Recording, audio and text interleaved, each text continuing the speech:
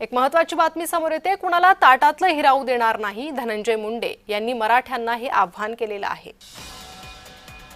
कुणाला ताटातलं हिरावू देणार नाही असं आव्हान करण्यात आलेलं आहे। धनंजय मुंडेंनी मराठ्यांना हे आव्हान केलेलं आहे।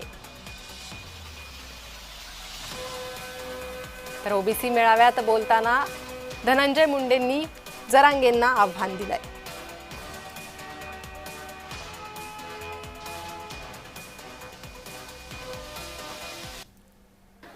हे अंतर फक्त या दोन समाजात ओबीसी आणि मराठा समाजात अंतर विलीन पाडत नाही, तर तुमच्याशी सुद्धा दगा फटका करतोय।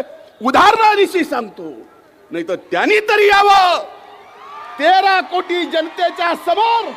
हाके साहेब, आपण सुद्धा इकडे जाऊ की खरा फायदा मराठा समाजाचा या ओबीसीत येऊन नाही, तर खरा फायदा मराठा समाजाचा सुद्धा ईडब्ल्यूएस मध्ये जाऊन आहे, इकडे नाही। पुरावे या खुर्च्या ज्या आहेत ना, मंत्रिपदाच्या आमदारकीच्या वळवावरचं पाणी आहे। पण गोपीनाथराव मुंडेंसारखा सगळ्यांच्या हृदयात तुम्ही सुद्धा जाऊन बसू शकता।